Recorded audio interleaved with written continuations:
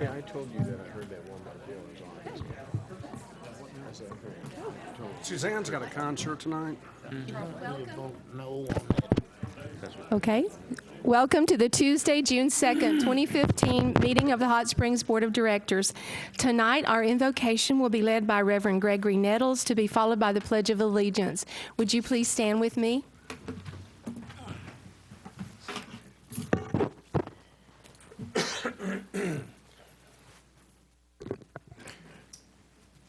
Let us pray. O Almighty God, from whom comes every good and perfect gift, and who pours out on all of us who desire it, your spirit of grace and supplication. Thank you on behalf of all who are gathered here today. Thank you for your many and abundant blessings. Thank you for life itself, for the measure of health we need to fulfill our callings. In the scriptures, you have said that citizens ought to obey the authorities to promote peace, order, and justice. Therefore, I pray for our mayor, for various levels of city officials, and in particular for the assembled council tonight. I ask you to grant unto them wisdom to govern, a sense of welfare for the needs of the people, a thirst for justice and righteousness, the ability to work together in a spirit of oneness and unity, and personal peace in their individual lives, and joy in their task. I pray, God, for the agenda set before them today, that it be pleasing unto thee. We worship you in a spirit of truth. And tonight, God, we lift up the Stovall family as they are wrestling with circumstances beyond their control. It's in Christ's name, in Jesus Christ our Lord, we pray. Amen. Amen. I Pledge allegiance To the flag of the United States of America and to the republic for which it stands, one nation, under God, indivisible, with liberty and justice for all.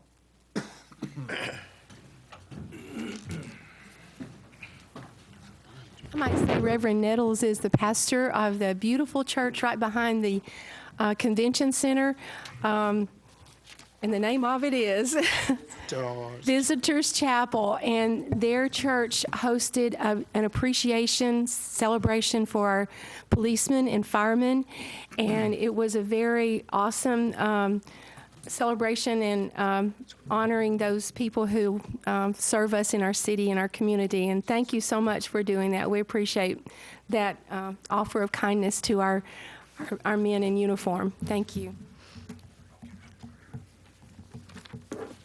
Okay, I hereby call this meeting to order. Please call the roll. Yes. Davidson. Here. Jones. Here. Clark. Here. Williams. Here. Ramick. Here. Foley. Here. Carney. Here. Okay. The first item of tonight is the consider approval of the agenda. Are there any corrections, additions, deletions, or modifications to the agenda, including items, if any, to be removed from the consent agenda? Okay, hearing none, may I have a motion to approve the agenda as presented? I move we approve the agenda as presented. Is there a second? Second. All in favor of the motion, please indicate by saying aye. Aye. Any opposed? No? Okay, it is adopted. The next item of business is to consider the approval of the minutes of the board meeting, which was held on May the 19th, 2015. Are there any corrections, additions, deletions, or modifications to the minutes? Okay, hearing none, may I have a motion to approve the minutes as presented? So moved. And do I have a second? Second. There was a second? Okay. All in favor, please indicate by saying aye. Aye. Any opposed, no? Okay, it is approved. In the effort to afford everyone an equal and orderly opportunity to address the items on tonight's agenda, we ask that our citizens and our guests adhere to the 3-minute limit for your comments. And for your convenience, we will display the clock timer on the monitors. And out of respect for all of us, we ask that you honor this request. While members of the board may have questions of the speakers, I ask that any general comments be reserved for the board discussion after all the speakers have been heard. We also ask that you please silence your cell phones and please refrain from any disruptions of the meeting. Should you need to leave prior to the conclusion of the meeting, if your agenda item is finished and you need to go, please do so quietly without talking to everyone on your way out. Hugs and kisses, good to see you, it's great to be here type thing. Do it in the hallway so that we can continue our meeting as scheduled and go home at a good time tonight. At this time, we have some guests that will be acknowledged, and that would be Mr. Fram after the proclamation. So Mr. Watkins is going to read the proclamation for tonight. Whereas American Pharaoh is the 7th horse since 2000 to win the first 2 legs of the Triple Crown of thoroughbred racing, the Kentucky Derby and the Preakness. If he wins the Belmont Stakes, he'll be the first Triple Crown winner since affirmed in 1978, and only the 12th horse in history to accomplish it. And whereas the misspelling of Pharaoh was submitted in a contest that Zayat Stables held online, in which the public was invited to name their 2014 crop of 2-year-olds, the name request was filed with the Jockey Club in January 2014 and was registered as it was submitted despite the mistake. Whereas American Pharaoh has an impressive pedigree, his father is pioneer of the Nile. He finished 2nd in the 2009 Kentucky Derby and 11th in the Preakness Stakes that same year. The horse's grandfather is Empire Maker, winner of the 2003 Belmont Stakes. Whereas his distinguished marks include a star on his forehead and a very short tail, if you've noticed. His trainers surmise that Mr. Z, another racehorse in the same stable, did it when both were kept together as young horses. He supposedly bit his tail off.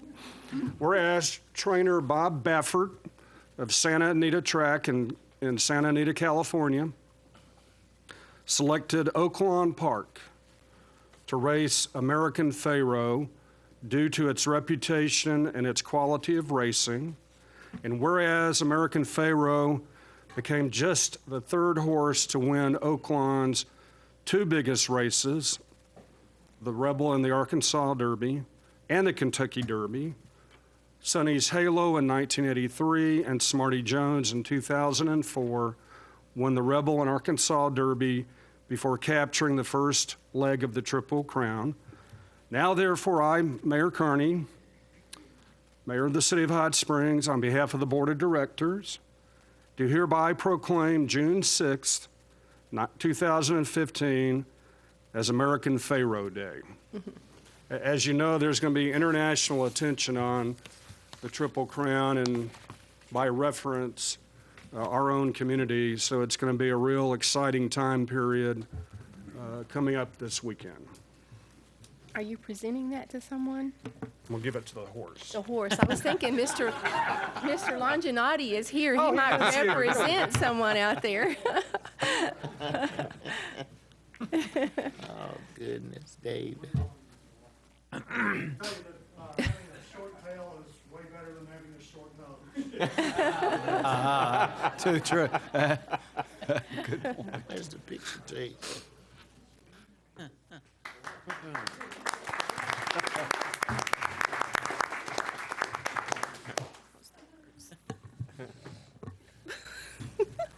Okay, now we have a guest, Mr. Fram from the Chamber of Commerce and the Metro Partnership, with your report.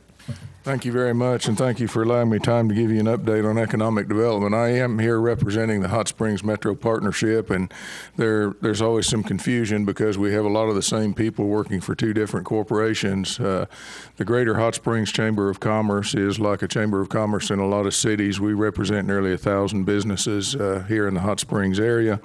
We are a private nonprofit corporation, and we do have a policy that we don't accept public funds because we do engage in trying to influence legislation on all levels.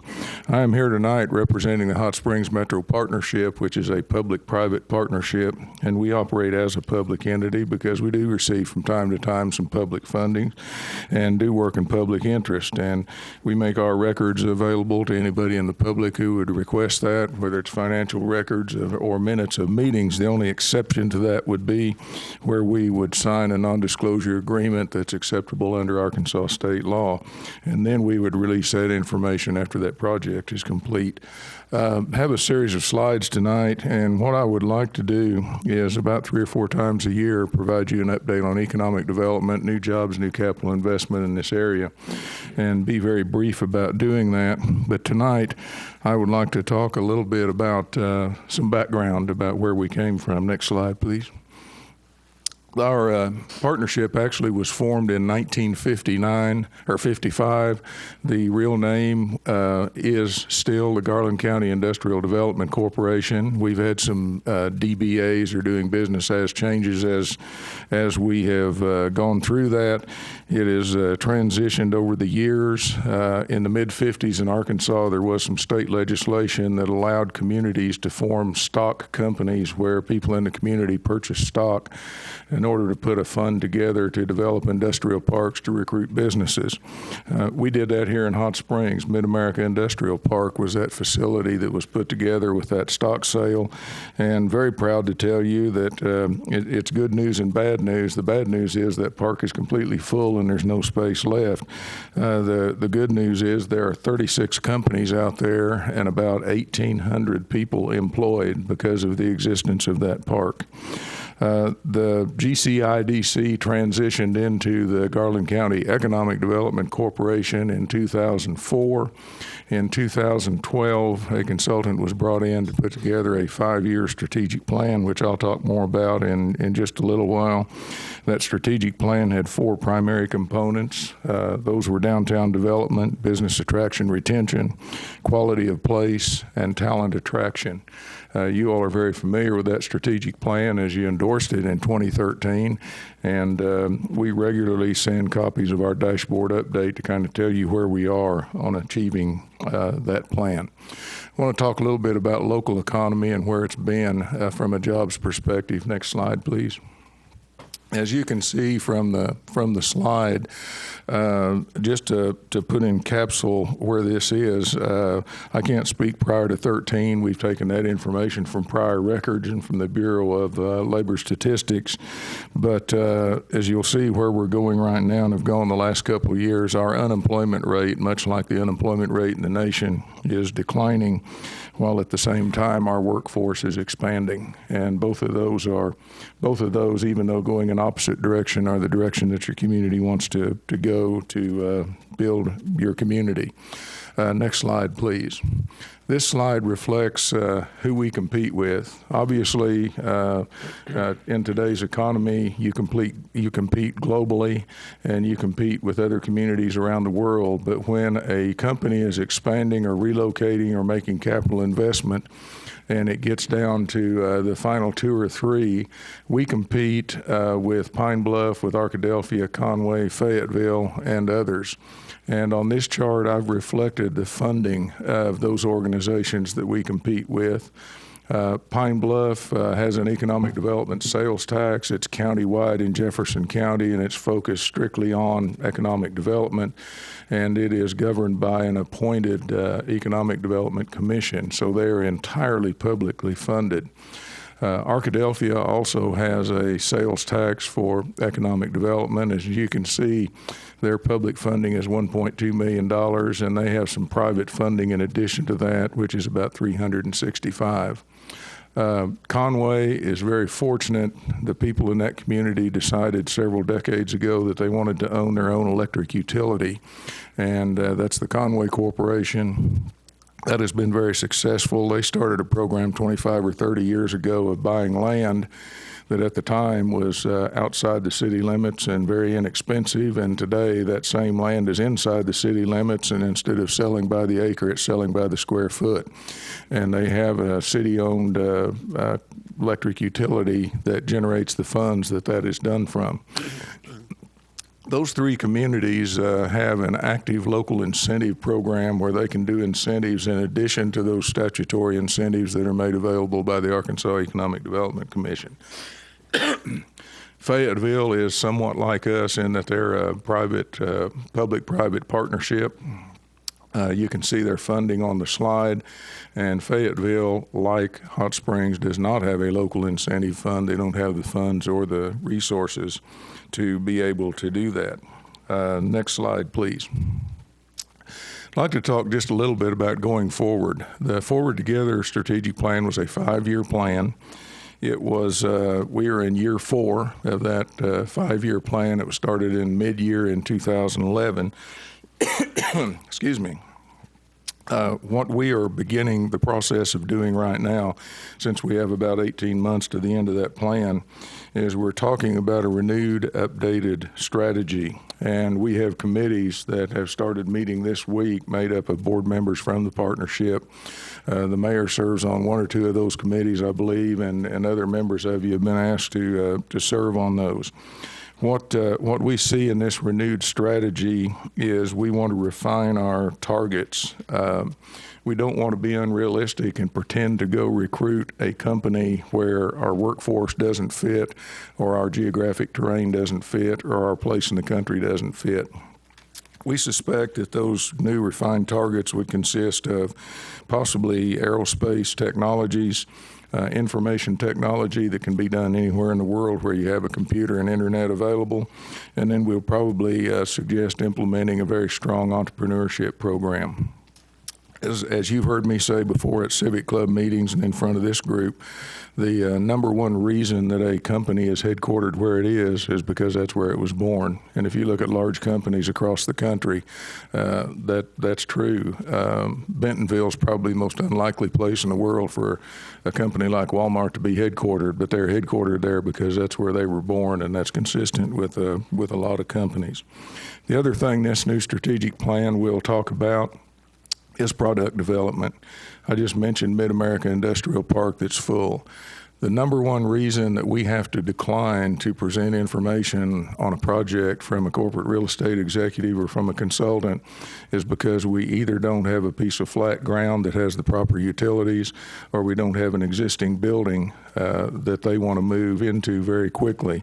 And so we're going to be talking about doing things like development around our airport, development of the former Weyerhaeuser site at Mountain Pine, and in the information technology building. We really believe that there's going to be some great opportunity in downtown as it begins to develop and kind of restructure itself going forward.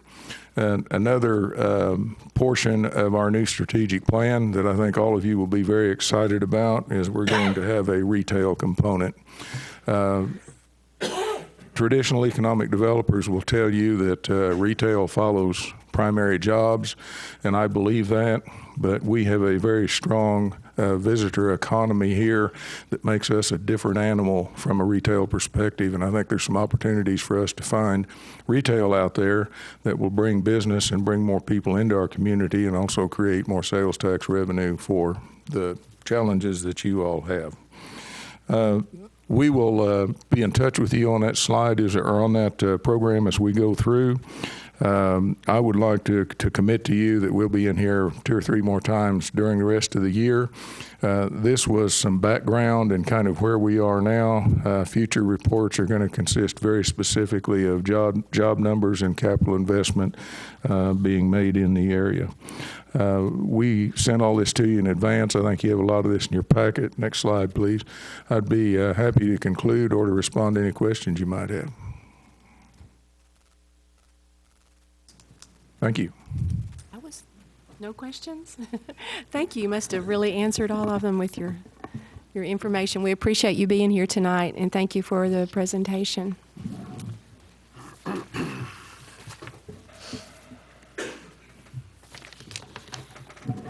The next item of business is to consider the city manager's report. Thank you, Mayor. A lot of stuff going on. The CDBG, which is Community Development Block Grant work on Park Avenue, has moved to the Mountain Valley intersection. We've had a lot of compliments on the work at Cove Street. We will move to the Glade intersection in about 2 weeks. The Blue Heron Trail, which is out near our utility operations center, is ready for final paving once we have some sunshine. Isn't that the truth? We will need to close the road again in a few days when we shift the lanes north of the bridge. We expect to finish the CDBG sidewalk work about the end of June. Then we will begin the complete street sidewalk work up in that part of town, Park Avenue area, and the general fund sidewalk projects, which are all over the community. I wanted to highlight the event we had last week, which is still ongoing, which is the loss of power at our Washita water treatment plant up on Upper Lake Hamilton, and the subsequent lightning strike voltage surge on our backup generator. The staff had to work very quickly, working with Energy to get the grid, get the substation that serves that part of Garland County up and running. At the same time, trying to shop around for a 2 megawatt, this is a very large generator, obviously, to be a backup, because we have found out that the time it will take to repair our permanent generator is probably going to be about a month, and we can't go without backup generation given the type of weather, inclement weather we've had this year. So staff working with various players in this area, the county's emergency management office, our own people here that handle the same thing for the city. We're able to locate a generator in Memphis which weighs over 50 tons that was brought in here and is now in a position where we're going to be hooking that up here in the next couple of days. So we do have that backup power. Now, one thing that that really shows the power of social media, as old guys like me figure out that that's the new way of communication in the world. We are fortunate to have a very, very talented public information office. And you know, we won a national award for our web page redesign last year. But I want to give you a couple of numbers, those of you who are into social media. We provided extensive public relations on the mandatory water conservation order following the heavy rains. This resulted in a new Facebook record of a total of 141,417 people reached 3 related posts. Now, that can obviously be the same people over and over, but the single highest reach we had prior to that was 128,000 people with 1,258 shares for the posts on the mandatory order. I mean, that's a remarkable use of the web to get information out to our public. Also, those of you who have signed up for Code Red, which is our emergency dissemination device, we can send you information on your phone, by text, whatever you choose. We're able to get those updates at the same time I was able to get those updates. And so I think that helped us get the word out that we needed, we're not just asking, we're needed people during that time period to refrain from anything but absolutely necessary use of water in their homes.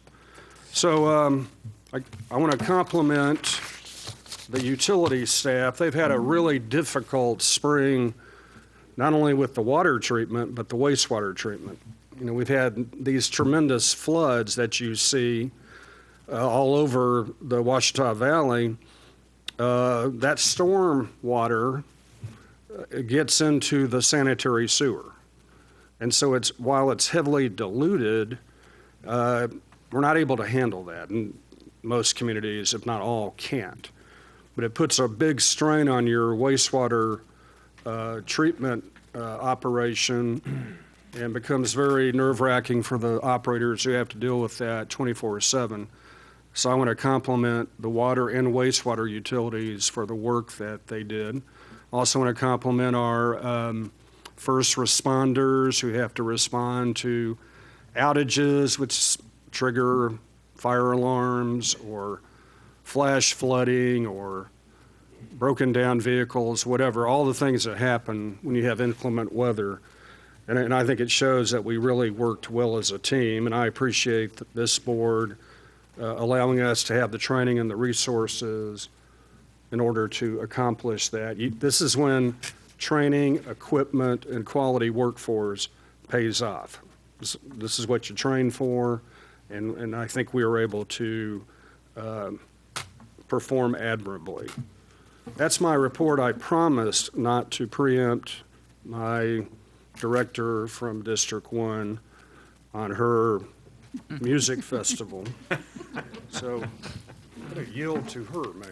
Okay. Do we have announcements concerning upcoming events? And I guess that was a good lead-in to yours. Speaking of the Hot Springs Music Festival, it started, when did it start? Saturday night. Last night was a rehearsal, inside looking out or outside looking in. We were able to sit among the musicians, and they were rehearsing for one of the performances they're going to do at their last full orchestra concert on the 13th, and that is Stravinsky's Firebird. And this was a full orchestra of about 118 people, and every instrument you can imagine, and it was Peter Bay, the conductor, would stop them and say, "You're going too fast, you're going too slow," and he'd do all the movements. It was fascinating. I had not attended them previously, but I'm just going to tell you, these are accomplished graduate students, accomplished teachers, heads of music departments across the country, and it's a wonderful performance. The one you might be interested in also is this Saturday, and I checked, it's supposed to get to be 90 degrees, but it's supposed to be sunny or partly cloudy, and the concert that used to go from bathhouse to bathhouse has been changed. There were too many issues. A lot of folks thought if they stepped over the curb and into the street, it could get them to the next bathhouse a little quicker.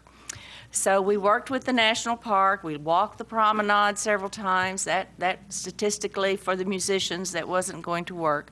So it's been moved to the Arlington Lawn. 7 o'clock, Saturday night. It's percussion, brass, and Shanna on the harp. And they're going to be in that shell, that historic shell that's what it was used for in the 19th century for music performances. And you can bring your picnic basket, your lawn chairs, your quilt, blanket, whatever, and enjoy your beverages. And it's been signed off by Superintendent Fernandez. We will not be selling adult beverages. We're not going to fool with that. If it rains, hopefully not. But if it does rain, we're going to use the Exchange Street parking plaza as an alternative. Thank you. Okay. Oh, and Park Avenue is looking fine. Great. Really great. Other upcoming events? Yes, the Miss Arkansas Outstanding Teen Pageant will be held in Horner Hall next Thursday, Friday, and with the preliminaries on those nights. The finals will be held on Saturday. I make this announcement because I have a young lady from my district who is competing, as well as several other young ladies from our community who will be competing. Great. And speaking of music, I attended the 5-star dinner theater the other night. The Taffetas are there, and it's music, the ones that I kind of know the words to because they were in the 50s and 60s, that type of music. There were no young people there. Yeah, there really were. But it's awesome, and they're very talented. It's well worth your time to go hear the Taffetas right down on the corner. Great music presentation. Very, very good. Okay. And that is a fire truck. It's not us. Okay, anything else? Okay. We have Flavor of the Park Thursday night, I believe. The what? Flavor of the Park Thursday night. I forgot to mention. Forgot that, yeah, Flavor of the Park. You can all take your spouses out and claim that you cooked. Yes, that's the way my husband cooks, taking out. Okay, the next item of business is a consideration of the consent agenda. Items in this section are of a routine nature and will be considered as one item of business without discussion. I will now entertain a motion to adopt the consent agenda. So moved. Is there a second? Second. We have a motion and a second to adopt. All in favor, please say aye. Aye. Any opposed, no. Okay, it is adopted. And we have on this agenda some people we would like to recognize that have been placed on boards and commissions of the city. We have, that would be starting with number 8. Carol Caldwell-Hollingshead and Brian Gehrki to the Board of Zoning Adjustments. Are you here, Brian, Carol? And we want to thank them for their willingness to serve. They're not here. A resolution appointing Jerry Thompson to the Civil Service Commission. Is Jerry here? Okay, maybe we forgot to call him. A resolution appointing Rick Dwyer and Dudley Webb and James Frierson to the Parks and Trails Advisory. Are any of those here? Okay. And a resolution appointing John Mark Lewis and Charles Smith to the Planning Commission. Okay, not either one. And the resolution appointing Jackie Arrison and David Lumpkin to the Transportation Advisory Committee. Okay. We want to thank all of them publicly for their willingness to serve on our commissions and committees of the city. Okay, the next item of business is to consider resolution number R1593. Council, would you please read the resolution by title? Resolution R1593, a resolution approving a complete street design for Travista Right and Travista Left in accordance with the requirements of Resolution 8634. That concludes your reading. If now entertain a motion and second to adopt and have discussion, if any. Okay, do I have a motion to adopt?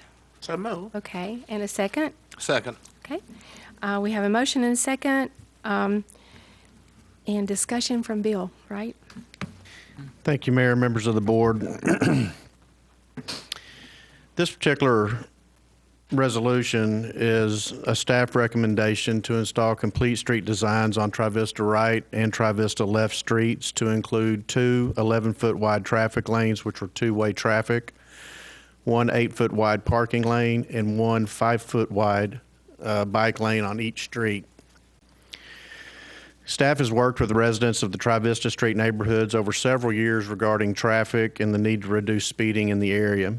There have been several meetings and options evaluated over that time. The options range from the current proposal that I just mentioned to eliminating two-way traffic and making Travista Left and Travista Right one-way. Staff has not been able to obtain a consensus from the various neighborhood groups on any of the options. However, there is a consensus that all wish to see the traffic calmed and the speed reduced. With this in mind, the city hired a speed study consultant to review the traffic patterns in this area, as well as speed studies conducted by the city. Staff also conducted a speed study on the dates of May 13th through the 20th of 2015. The 85th percentile ranged from 28 to 31 miles per hour, with peak speeds ranging from 38 to 68 miles per hour. There was one evening about 10:45 that a vehicle went 68 miles per hour down Travista. The recommended changes can be achieved through several different designs, and neighborhood input could be incorporated. These include striping only, striping in half circles, curb bump outs, or alternating these designs from side to side of the street as depicted in the display. These proposed recommended changes are based on the consultant's recommendation and the board's recently adopted complete streets. Depending on the design, the estimated cost, which both of these streets are due for striping from recent pavement over the past year. And depending on the design, they could range anywhere from $5,000 to $20,000, just depending on the type of design that we incorporated into those streets. There are alternatives. We can leave Tri-Vista left and right as it currently is with two-lane traffic with parking on both sides of the street, or evaluate various other options and designs. I will say that though we weren't able to come to a consensus with Tri-Vista left, Tri-Vista right, or neighbors that live beyond the Talisman area going east, it was a pleasure over these years to work with these groups. It was very amicable, and there were a lot of ideas tossed out. We just, we couldn't get to a consensus, so we wanted to bring it to the board after you had passed your complete street design and recommended that as part of your policy to implement for this particular area. Thank you. Okay. We have several signed up to speak to the issue. Levada Johnson. Good evening, Mayor Carney and Hot Springs City Board of Directors. My name is Levada Johnson. I live at 100 Tri-Vista Circle. I am here to address agenda number 14, the complete street design for Tri-Vista right and Tri-Vista left. The homeowners of Tri-Vista left from Central Avenue to Talisman have sent each of you an email and a letter by U.S. mail stating our concerns and our objection to the City Public Works traffic solution for our street. I am here to represent the homeowners of Tri-Vista right, a one-block street of Tri-Vista subdivision. In 2009, the homeowners in the subdivision contacted the city to express their concerns about traffic problems in the area and the safety of both the small children and the residents. This began a series of meetings held with the city staff between 2009 and 2015. Throughout these years, the residents of the first block of Tri-Vista right have consistently asked for a one-way street. The public works staff has suggested solutions ranging from the one-way street that we support to recent striping on this block of Tri-Vista right to their present recommendation tonight. We strongly object to the recommendation proposed by Public Works as it applies to Tri-Vista right. And we offer for your consideration the solution that is backed by all of us who live on Tri-Vista right between Central and Talisman. We have been told that Tri-Vista right and Tri-Vista left are separate streets and do not have to be configured alike. Therefore, we recommend make Tri-Vista right one-way east from Central to Talisman with a 12-foot wide driving lane, 9 foot of parking on each side, excuse me, speed bumps, speed limit painted on the street, and a 6-foot wide bicycle lane to accommodate the city's long-range plans. Our primary concerns are, number one, to solve the ongoing traffic problems of speeding and the volume of traffic, which will soon increase dramatically with the expansion of National Park Hospital. Number two, to maintain our parking capability on both sides of the street by having a parking lane instead of 2 driving lanes against the north curb. We believe that our one-way street solution best addresses these concerns and all issues that we have raised with the city. Thank you. Thank you. Caroline Campbell.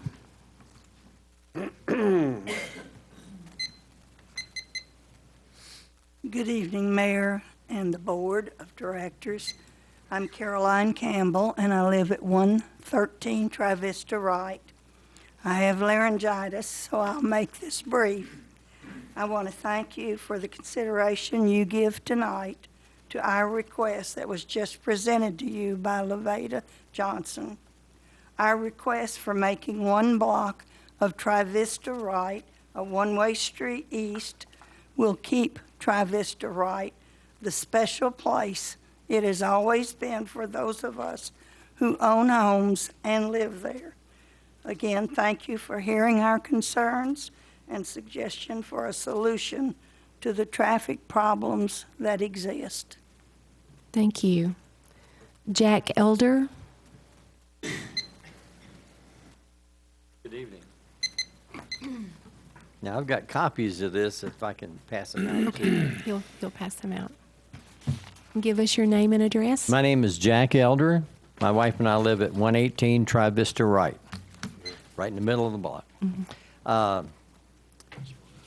I have an optional proposal in lieu of having speed bumps put in. If you look at the photographs on page 2, they're currently used by the city, what's called rumple strips, which will alert people to something upcoming, like a stop sign. And they don't affect emergency vehicles or anything like that, like a speed bump would. But it calms traffic. That's what they're for. They're inexpensive. And my proposal would be to put them prior to each of these speed signs to wake people up to this is a slow area. And in addition to that would be page 3, signs put up, speed check by radar. It always slows me down underneath the speed signs. And the third item would be to have a police officer out there occasionally with their radar gun writing tickets, which they don't do. Any questions? Questions? Mr. It would Elder? be an inexpensive solution. And are you for making it one way or leaving it as it is? Just the one street or right and left? Well, I think she had mentioned they'd like to have it one way, which would be. Anything to reduce traffic and reduce speeds and make it safer. I have a question, like your proposal, by the way. But in the letter that Ms. Johnson and Ms. Campbell that you sent us, there was a first choice, which is the one way, and then there was a second choice that had other options. And then by your signatures on this petition, there were checks for choice 1 and choice 2. And I see that everybody checked choice 1, also checked choice 2. So I'm assuming that if you didn't get choice 1, but you got choice 2, that would satisfy you. Okay, all right. Thank you. Okay, thank you. Let me see, which one is the last one we got? That one? Okay. Patrick Nolan.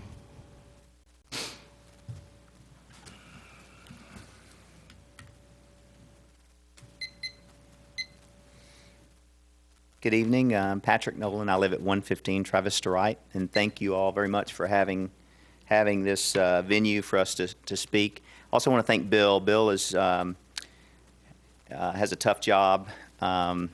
He's kind of the conduit between you guys and the residents to try to keep both sides happy. Regarding the current design, for me and my family, and I think our street, it does not work. And I appreciate all the money and the resources that have gone into it.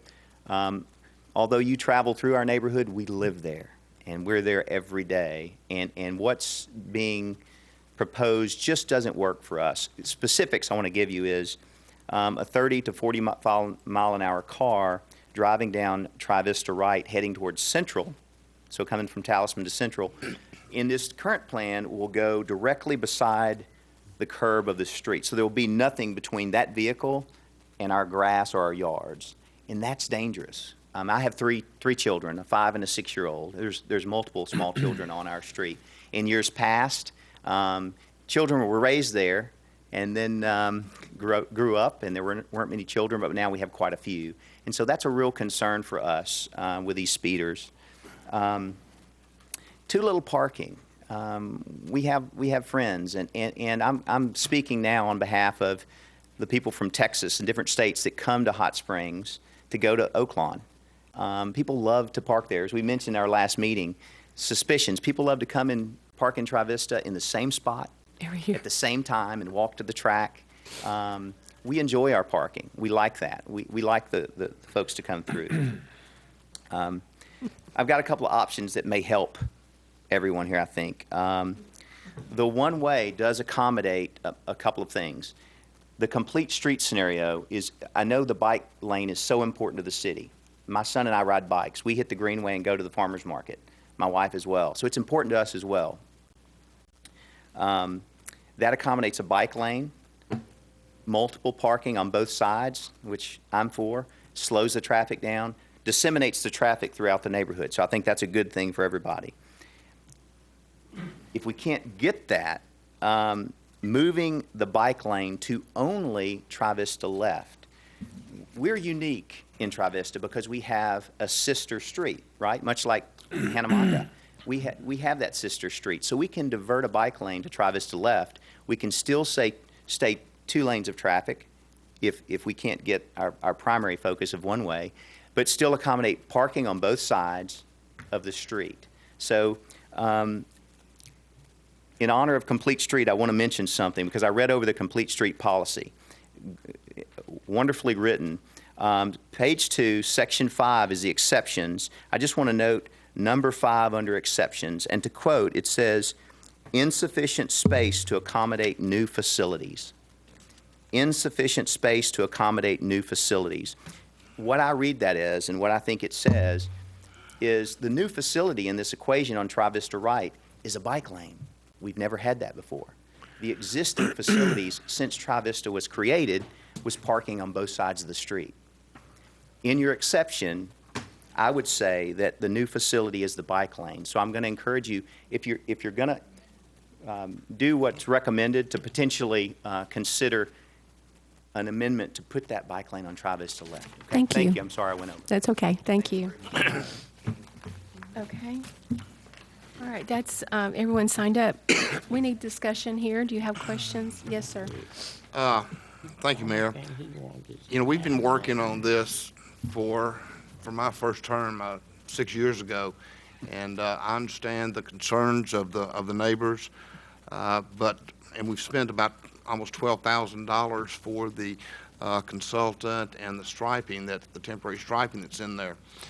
But I can see that there's nothing that we can do to satisfy both sides, left and right. What I'm going to vote no on this proposal, and you know, we'll leave Tri-Vista left and right as they are right now, and continue to look for solutions. But I'll be voting no on this. And I wanted to ask a question too. I know this is all focusing on Tri-Vista right. Is there opposition on Tri-Vista left to have it one way? They don't want it one way? Yes, I got a few phone calls today and emails of people on Tri-Vista left that do not want the one way. Yeah, so that's the hang up with the one-way street. It's you know, you have some on both sides of the coin, and again, you know, we've worked this on several different meetings, smaller groups, larger groups, even larger groups, and again, there was just not a consensus. There was a strong consensus on Tri-Vista right for one way, but there was the same amount of opposition on Tri-Vista left, because when you look at Tri-Vista left and right, and I empathize with Tri-Vista right with the amount of traffic that they do receive as it goes through Talisman to Hollywood to Malvern. I empathize with that, but shifting that traffic over to Tri-Vista left brings opposition from that side. As we worked with all of these groups, again, those challenges were just too much to really overcome at the time as far as a consensus. So as we continued the process and we started realizing that the only true unified discussion that we were having was related to speed, was the reason we tried to shrink that street. It's 35 feet wide. Yeah.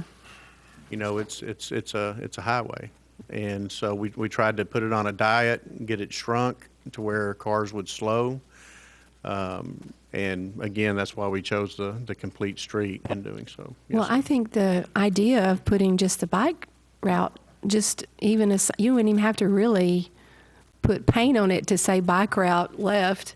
That would be safer for the people on bikes than to have to do the double. Is there an opposition to bike trails on the left? There is? They don't want the... Yeah, they're concerned, you know, with option 7 is, and I understand this, that they're losing some valuable parking spaces there. I have as far as the one-way goes, I have a real concern that a family that has been traveling Tri-Vista right and left for 20 years, if we were to make that one-way and a lady with her two grandchildren in the back turns going the wrong way and has a head-on collision right there, and so then we would have the death of several people on our hands, and so I would not agree with that at all. And did I read somewhere in all of this that they're happy the way it is right now, the way it's striped? No, you don't. You wouldn't accept it as is. Okay. Somewhere I read that. That was one of the alternatives. If we can't come to a consensus on the change, the alternative was to leave it as is, because what we have heard from the residents that if we couldn't make it one lane, don't do anything, basically. I read that in one of these. What wasn't that? I'm going back to the 60s, early 70s. Wasn't it one lane on each side? That Tri-Vista right was one way, and then when you were coming north on Talisman, you had to go all the way to the other one to turn left to get to Central. It was that way a long time ago. Yeah, I remember that. Yeah. We never. Okay, you had a question. Well, more so a comment. For 16 years, I ran the county's road system, and I could have kept a crew busy doing three things. The three biggest requests I had were speed bumps, children at play signs, and dead-end street signs. And during that 16 years that I was county judge, I was referred to as No Speed Bump Williams because I never approved putting a speed bump on a public street, and I still don't think they're appropriate. We haven't put one here in Hot Springs in 11 or 12 years. So under your second choice, I don't have a lot of heartburn with any of them except the speed bumps. Now, Mr. Elder, I remember just before I left office, somebody talked to me about the rumble strips. And I understand, have we experimented with these, the rumble strips? Director Williams, I can't tell you if we have or we have not. Yes. Currently are with parking on the side of the street and do not have Just prior to golf links on both sides. Okay. To alert people to a stop sign coming up. You already use them.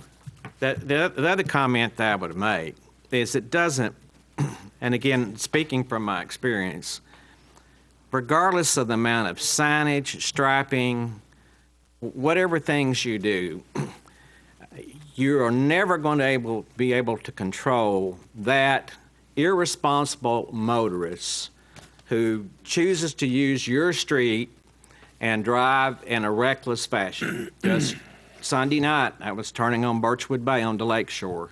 Looked down the road and said, I got plenty of time to turn left and head home. And all of a sudden, the car was on top of me. He was driving 50 miles an hour, and then he passed me on a double-lane street and then took the Lakeshore cutoff, which he'd waited just 2 seconds. He'd been up on it anyway. Same thing on Birchwood Bay, coming out of a nice little cul-de-sac.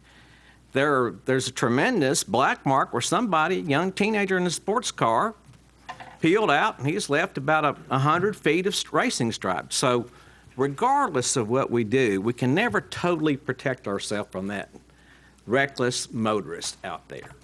But I'll leave that for another day. But Mayor, just looking at Mr. Elder's recommendations and second choice here, it looks like there might be something workable there that would probably satisfy everyone. So, again, I'm going to vote no on this resolution. Hey, should we? Yes, Mr. Foley. I am concerned about the neighbors' concerns, both left and right, on Tri-Vista, about the safety for the children and an opportunity to slow that traffic down. I also embrace Director Williams' position on speed bumps because, especially when they're thoroughfares, we have emergency vehicles that are going through there, and trying to slow that down, I think, is as much of a disaster as anything we could create. But there has to be a way to slow the traffic down. You know, I don't know if it is with extra signs. I don't know if it's with more diligence and enforcement or what it is. I can't support the proposal as it is, but I would certainly embrace anything that we could do to slow the traffic down.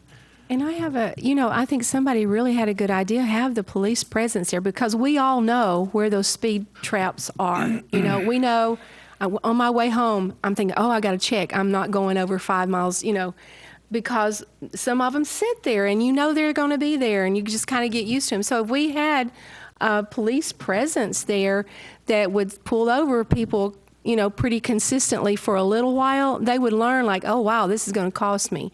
And really what changes behavior is the price you have to pay when it affects, dishing out money. So if we can have a little bit more police presence in that area for slowing them down, is that possible? Yeah, we've It's done possible. that before, and we can do that. The issue that we have and the challenge that we face when it comes to this particular street is every speed study, whether you agree with the study or disagree with the study, all of the data we've been able to collect over 6 years, the 85th percentile is still in that range.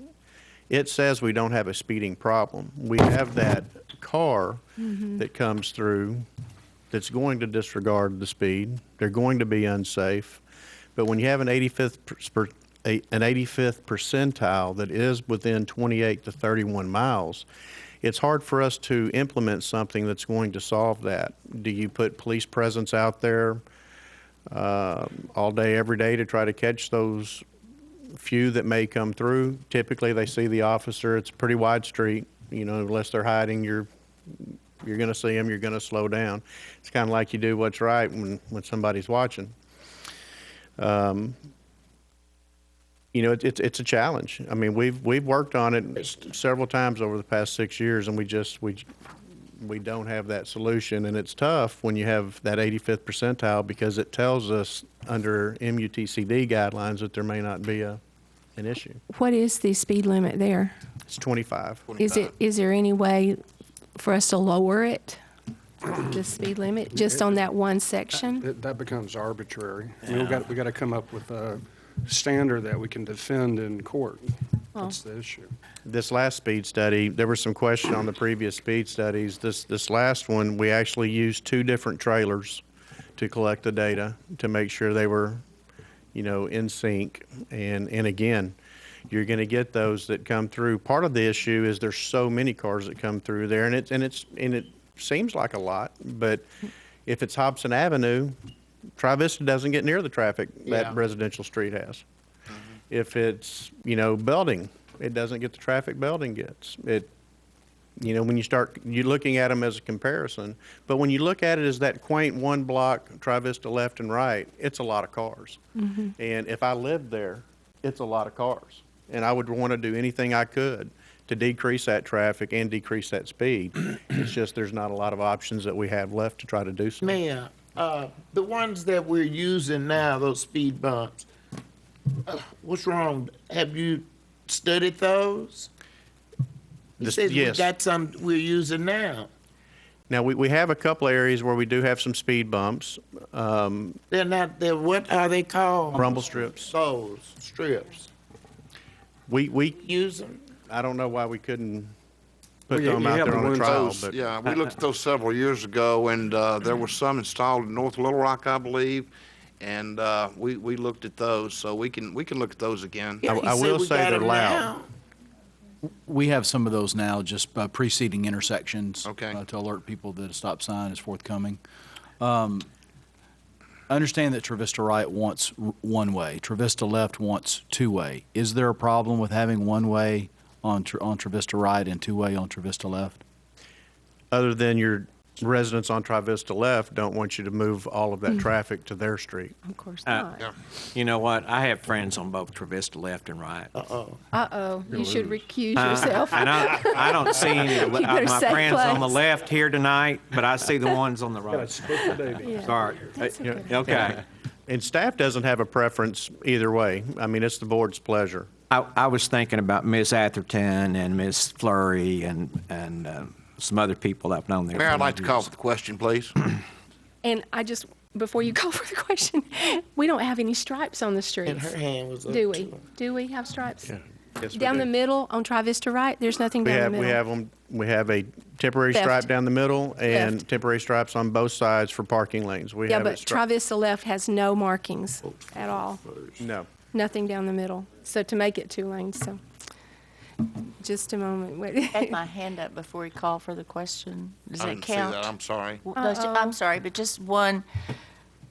I know this is a difficult issue, but have there been any studies done, or have we looked at any alternatives between Grand and Golf Links to take some property or to possibly widen some streets so there is an east-west connection? We do have a potential of punching Belding through to Malvern.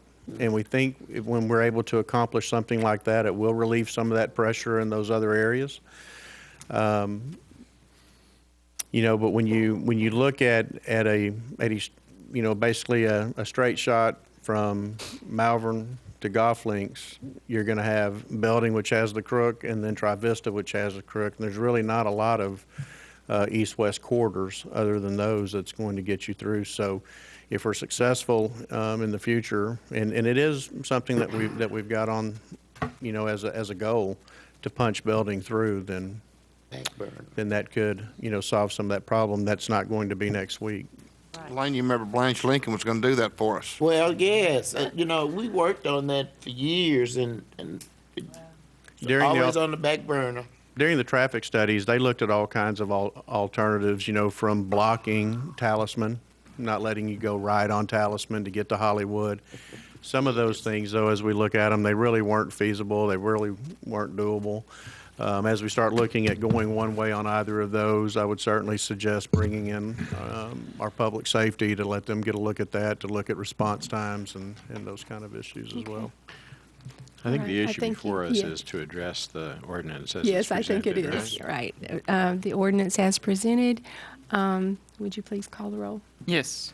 Clark, No. Williams, No. Ramick, No. Folly, No.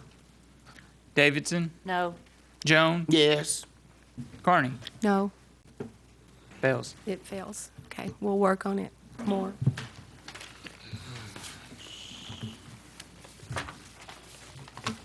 Okay. Are we down to this one? Complete streets, okay.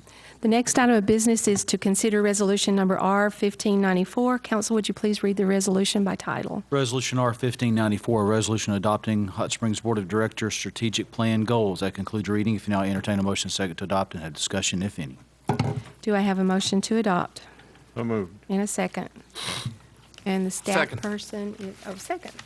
Staff person to address this, would that be you? Lance, who's doing this one? Oh, I'm going to do that Okay. one. Yeah. Back in February, the board had a goal-setting retreat, an event that we're going to be instituting on an annual basis. And we had a facilitator who is well-respected planning and development director in Little Rock, works for UALR. And he conducted a preliminary survey of the board's, I guess, perception of how they function as a team, what they saw as future opportunities in Hot Springs, things that they could do to work better among themselves or work with other governmental entities. And that was done on a Friday afternoon, open to the public at Garvin Gardens. Came back Saturday and actually engaged in setting goals and discussing priorities. And some of the goals that came out were kind of reaffirmations of things that we're currently pursuing, which would include acquisition of a water supply, emphasis on downtown development, support for the thermal fire district.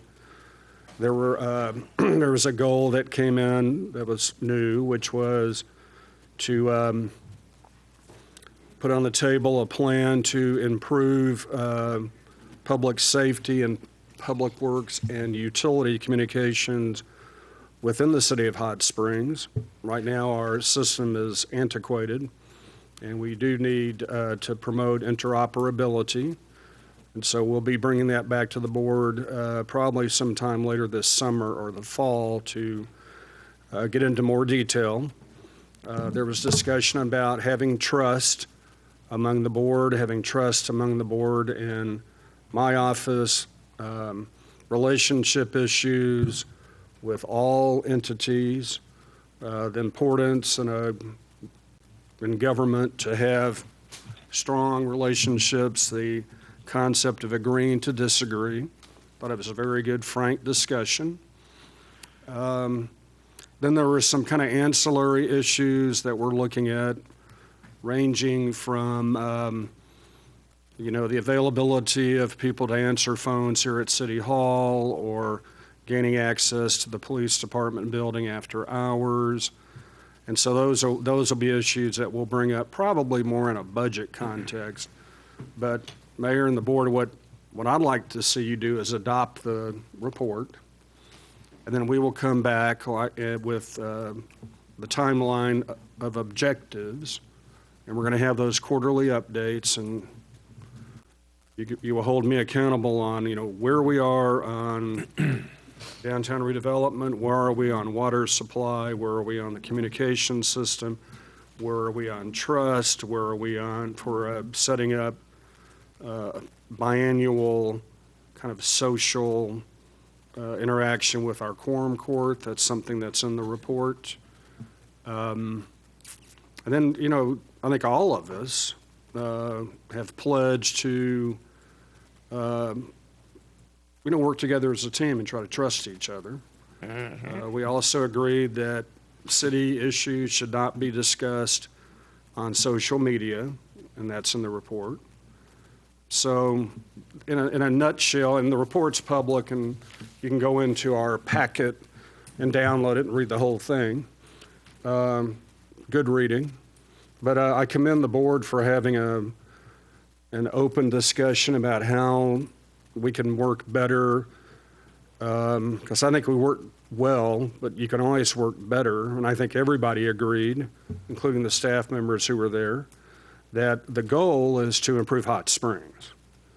We're not a private company, so there's going to be diverse opinions on a board, and there should be. This is a very diverse community. Right. But we should be able to put aside differences in order to achieve the goal of making Hot Springs what it is and what it could be. So that's kind of a brief, introduction to the issue. Be glad to answer any questions. But I do want to thank Jim Youngquist with University of Arkansas Little Rock Economic Development Institute. He was good. Jim did this pro bono. Normally you have to pay a facilitator maybe anywhere from $1,000 to $2,000 or more. And so he took a weekend out of his time to come over and help us because he believes in Arkansas and believes in what we're doing here. So I want to thank him once again for offering his services. He's well known nationally for what he does, and I think we all benefited from that. You did. You have a question? What's your proposal, David, for revisiting this and the accountability on it? What should we do there? Well, what we need to do, once you pass this, then I'm going to come up with objectives for meeting these goals. And then we will have those lined out with timelines, and then we will meet once every 3 months and see how we're doing. The best cycle to get on, we're slowly getting there. The goal setting should be, timely. I think February is fine, but it needs to be in precedent to the budget. And so I think we're in pretty good shape in terms of ascertaining your goals and working those into the budget process. But okay, that's good. I think there's an error, or at least in the way I recall it. Annexation. On annexation policy, it was suggested that Rick and Randy take the lead on this education piece about identifying areas where annexation might make the most sense, but I believe that was to be myself. And I think you're reading an old version. The Yeah, correct. they've corrected it? The version Yes, in sir. the packet The addresses version, that. okay, well, I snatched up the most recent one. I didn't even read the one in the packet. It said, there's no reason to read again, so they've corrected it, okay. And I forgot to mention, that was a very important goal within that draft, that development of an annexation plan, utilizing the interest of our two new directors and their expertise was a priority within that draft. We better get on it. Order service, whipping boys. I think it's because they spoke up and said, we'll do that, right? Mr. Watkins, I'd like to just thank you for the opportunity. I mean, some of those conversations obviously got uncomfortable because we do have diverse opinions and some of them get pretty personal, but we worked through it, and I think we're better for it to serve Hot Springs better. So thanks for providing that opportunity. Sure. Thank you. Any discussion? Okay, hearing none, would you please call the roll? Yes. Williams, Yes. Ramick. Aye. Folly, Aye. Davidson, Aye. Jones, Aye. Clark, Aye. Carney. Aye. Adopted. It is adopted. The next item of business is to consider resolution number R-1595. Council, would you please read the resolution by title? Resolution R-1595, a resolution to televise public commentary period by amending resolution number 7669. That concludes your reading, Mayor. If you now entertain a motion and a second to adopt and have discussion, if any. Okay, do I have a motion to adopt? Do I have a motion to adopt? Is there a second? It fails by lack of a motion. Okay. Those of you who did come for that, part of this resolution that we already have says that if it's not, if you signed up to sign to it and we don't discuss it, you can use the untelevised portion of the comment section after to make your comments. So if you want to stay for that. Yes, ma'am. Mayor, I may be out of order, but I'd just like to ask a question. I don't know how you all voted on item 14. Oh, It we failed. did not pass that. So the Public Works recommendation did not pass? No, Correct. no. Understand. It failed. Thank you. I'm sorry. Okay. All right. The next item of business is to. You should be happy. She's been. I was watching those clouds over there. Sorry. Yeah, we did not pass the complete streets plan. Okay. Okay. This means we have more. You might want to tell your neighbors that. I'm not sure if they understood either. Okay. The next item of business to consider ordinance number O-1517. First of all, I will entertain a motion to suspend the rules and read by title only. So moved. Second. We have a motion and a second, and Ms. Selman. We need to read it, Mayor. Oh, we need to read it. Ordinance O-1517, an ordinance approving I was so happy that we didn't pass the last one that I just jumped ahead. Go right Ordinance ahead. O-1517, an ordinance approving C3 office neighborhood commercial zoning on 1.25 acres at Lowry and Poppy Streets and amending the future land use plan map to designate all area linear commercial corridor and for other purposes. That concludes your reading. You've now entertained a motion second to adopt and have discussion if needed. Do I have a motion to adopt? So moved. And a second. Second. Ms. Selman. Thank you. The applicant on this item is Stephen Giles, and he is representing property owners Matt Neville, Joanne Sutton, Charlene Marshall, and Theodore Marshall, and Dragon Vicentic. They are requesting C3 office neighborhood commercial zoning for lots 5, 6, and 7 of the Ed Davis subdivision and lots 6 and 7 of the John and Jane Wolfe subdivision. The subject properties are currently zoned R4, which is residential medium-high density, and the future land use map designation now is residential medium-high. This is located in Board of Directors District Number 2, and on the 5 lots proposed for rezoning, 2 of those lots are vacant, and 3 contain single-family residences. The boundaries of the property are approximately Poppy Street on the northwest, Williams Street to the northeast, Lowry Street to the southeast, and single-family residences are along the south. The code requires for a zone change that Planning Commission must make a specific finding as to whether the change demonstrates compatibility with the surrounding development or zoning, is consistent with the objectives of the zoning code, implements an approved city plan, responds to a significant change in surrounding physical, economic, land use, or other condition, fulfills a public need for land so zoned, or corrects an error in previous action. The applicant states that the proposed change is adjacent to and will be incorporated into future redevelopment of the Indiandale Shopping Center, which is currently Zone C3, and also that the proposed change demonstrates compatibility with surrounding development and zoning, and that while properties to the south and west of the subject property are currently zoned R4, medium high density residential, the adjacent properties to the north and east are zoned C3, office neighborhood commercial, as is being requested for these 5 lots.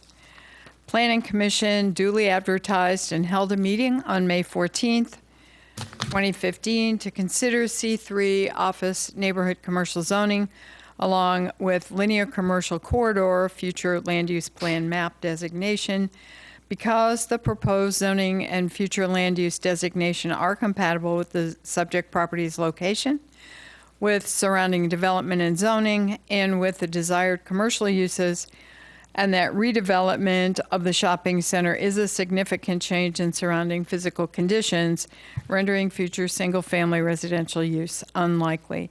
Planning Commission voted 5-0 to accept the findings in the staff report and recommend approval to the Board of Directors, and they recommend that you approve the ordinance that is before you.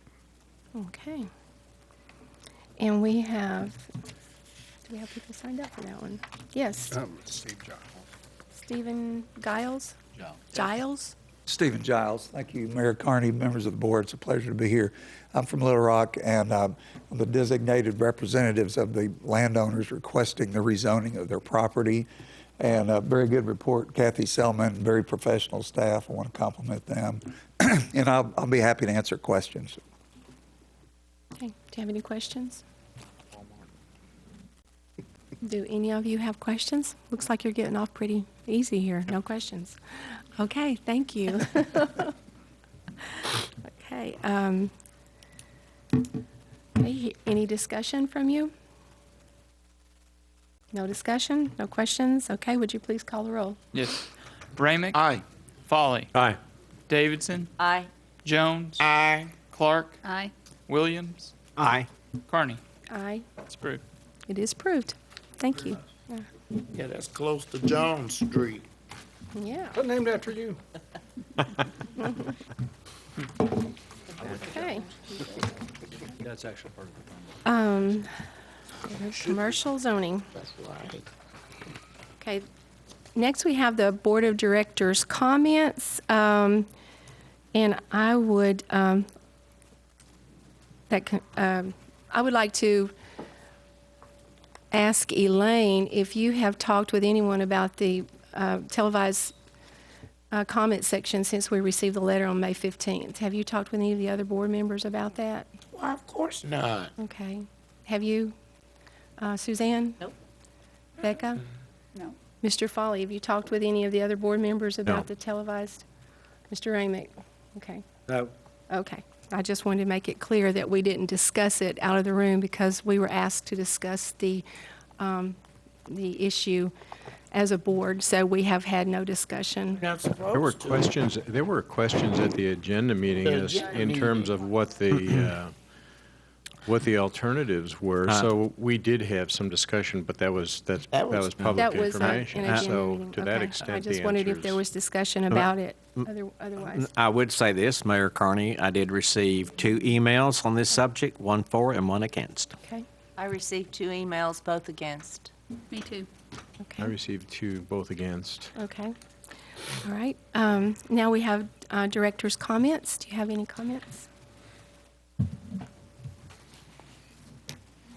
Okay, I just wanted to let everyone know on May 21st, the Public Health Preparedness Emergency Management held an all-day session, which was very, very informative. Our police, fire, county, health department, and we go through the emergency management, what to do when something happens, and it was with the emergency management from Little Rock came down and gave the training.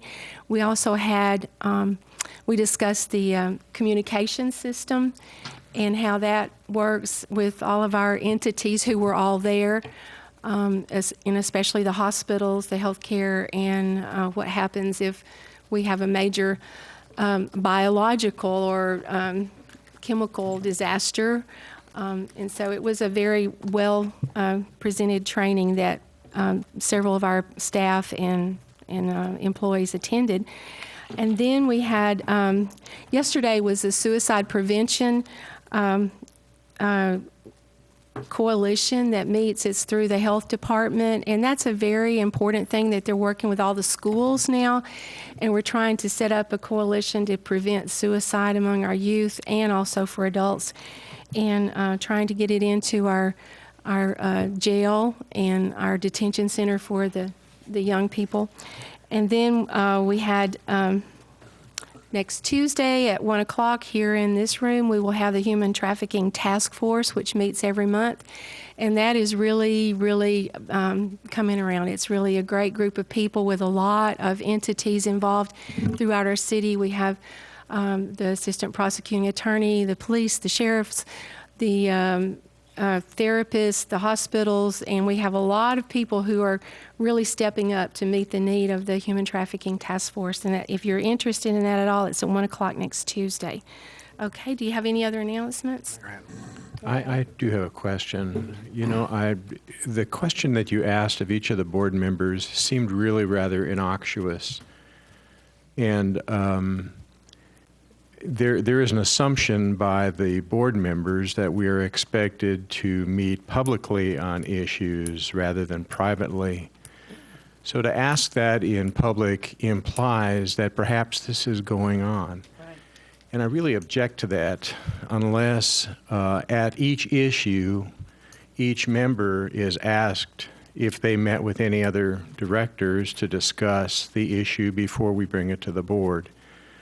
Like I said, it seemed innocuous, but it was very uncomfortable because of the way it is, what the ramifications of the perception are.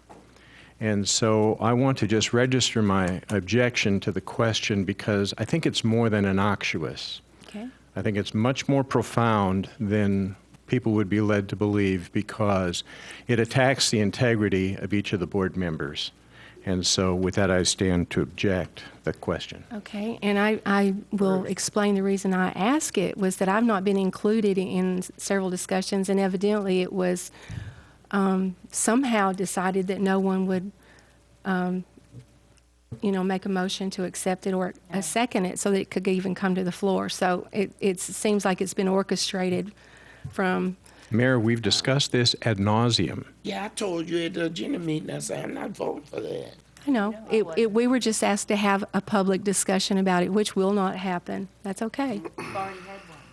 Well, we've had two. Not since the letter that we received requiring us to do that.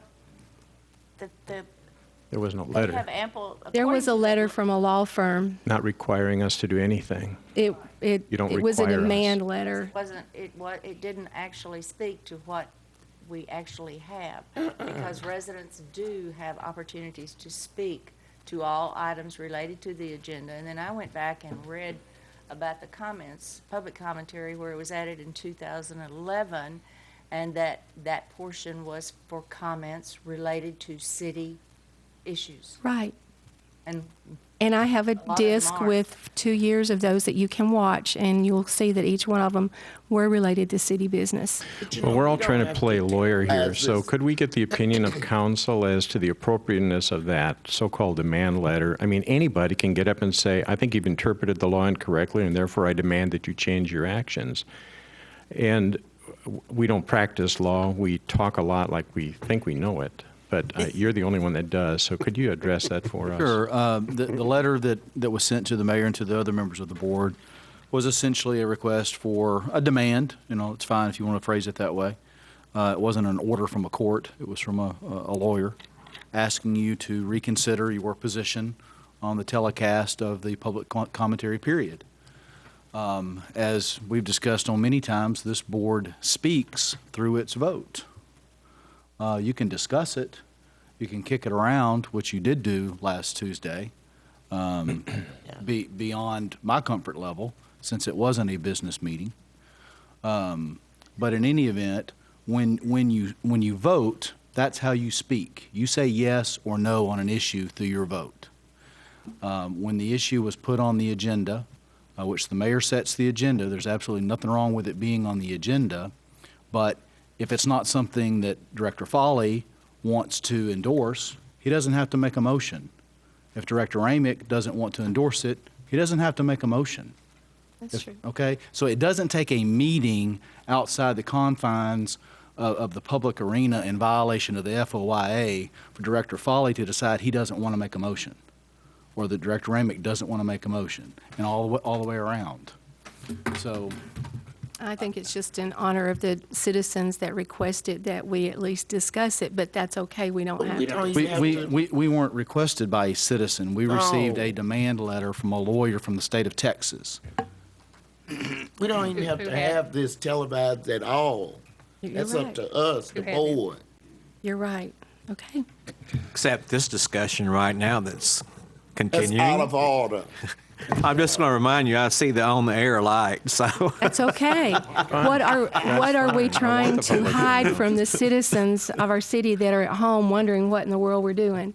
I mean, why do we need to hide it from them? I don't Nobody is understand. hiding anything, Mayor, and to imply that we are hiding anything is inappropriate. Well, it's inappropriate to say we're on the air. We don't want anybody to hear us. It's on television. So Who said that? I just did. I can't.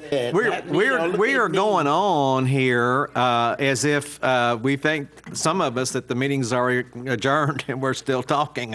yeah, So it's not anyway, been adjourned. This is Board of Directors comments section. yes. And that's what we're doing. Yeah, which is going on a little too long, I think. Okay. Do you have any other comments? Do you have a comment? Yeah, I wanted to mention, the minister earlier tonight mentioned the plight of one of our employees, Josh Stovall, who is a 9-year sanitation worker, 32 years old. He's not going to make it.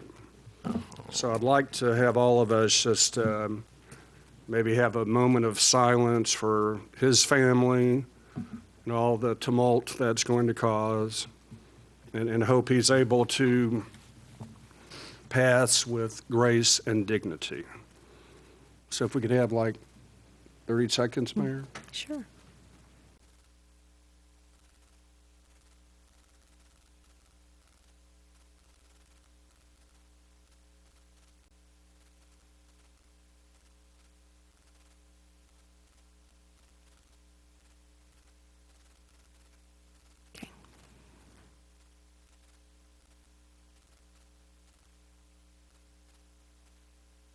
Thank you.